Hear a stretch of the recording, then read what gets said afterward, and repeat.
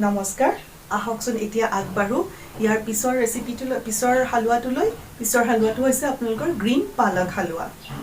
গতিকে এই পালক হালুৱা বনাবলৈ আমাক কি লাগিব আগতে চাই লওঁ বলো পালেং শাকৰ পিউৰি হেতু ইউজ কৰি এটা গ্ৰীণ হালুৱা বনাম তাৰ কাৰণে আমাক লাগিব এয়া তেল সুজি যিখিনি অকমান ড্ৰাই रोस्ट কৰি লৈছো কেটামান ইলাচি অলপ ড্ৰাই ফ্ৰুটস চেনি পালেং শাকৰ পিউৰি আৰু নাৰিকল যিখিনি মই অকমান চেনি দি পেলাই অলপ এনেকে বনাই লৈছো যিদৰে নাৰিকলৰ লাৰু বনাবলৈ লওঁ ঠিক তেনেদৰে আৰু অলপ বেছিকে মানে গেছৰ ওপৰত ৰাখিলে এনেকুৱা হৈ যাব তো ইয়াতে পালেং বুলিয়ে কয় পালেং বুলিয়ে বিক্ৰী কৰে মই এই শাকটো ব্যৱহাৰ কৰিছো আৰু কোনো ধৰণৰ গোন্ধ নাথাকে সেইকাৰণে ব্যৱহাৰ কৰিবলৈ ভাল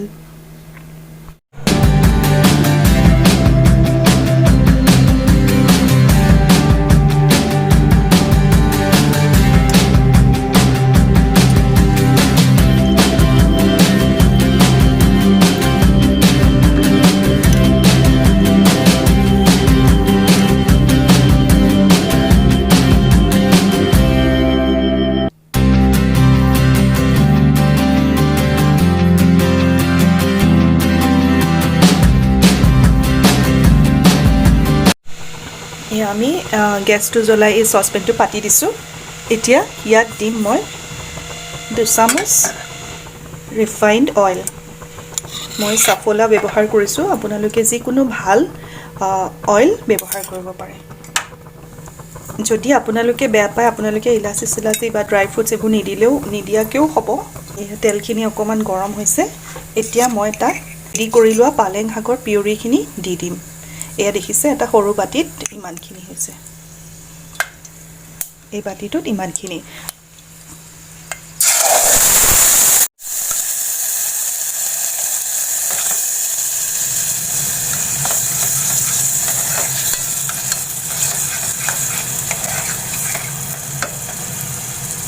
এতিয়া মই ইয়াতে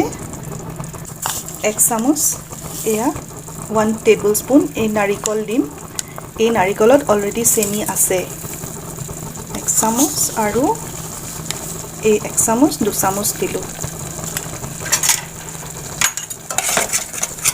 তাৰ লগতে মই ইয়াতে আধা টেবুলস্পুন ইয়া চেনি দি দিছো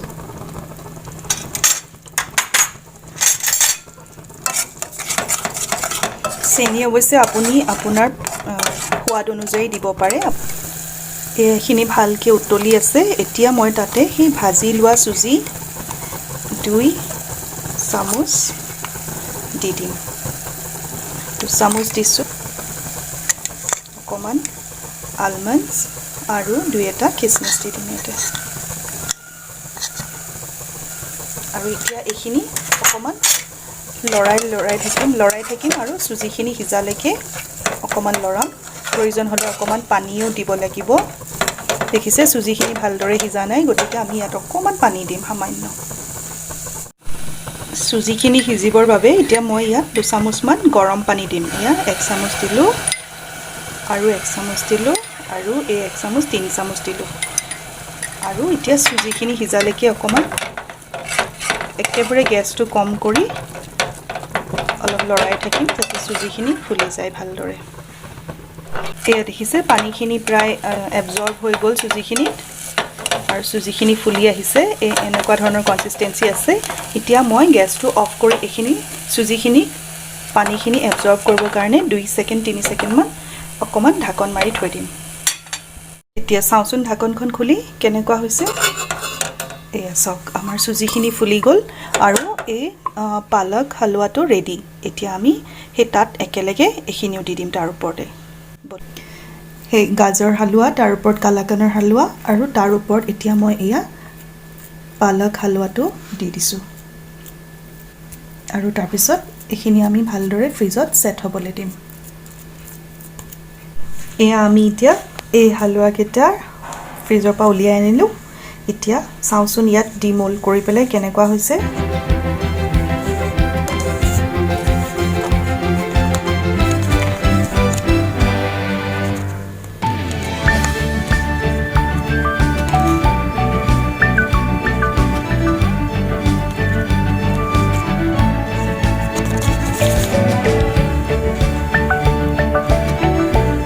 দেখিছেনে কি ধুনীয়া হৈছে লেয়াৰ কিটা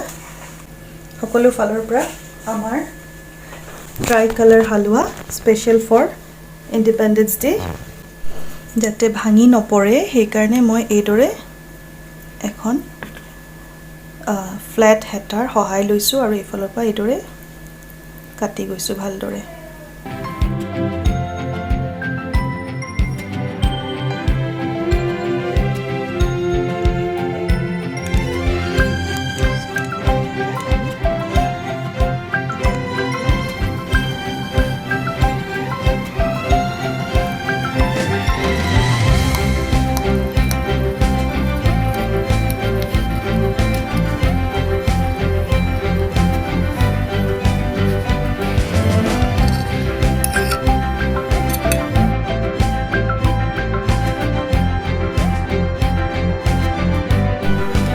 এইদৰে মই এই গাজৰৰ এনেকুৱা টুকুৰা সাৰ্কেলটো এনেকৈ কৰি কাটি লৈছো কাটি লৈ পেলাই তাক মই এতিয়া এই কোকো পাউডাৰত এইদৰে এতিয়া মই ইয়াত দি দিম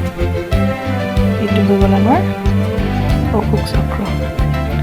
ৰেডি আমাৰ স্বাধীনতা দিৱসৰ স্পেশাল ট্ৰাই কালাৰ হালৱা ফ্লাই সকলোকে স্বাধীনতা দিৱসৰ অনেক অনেক অভিনন্দন জনালোঁ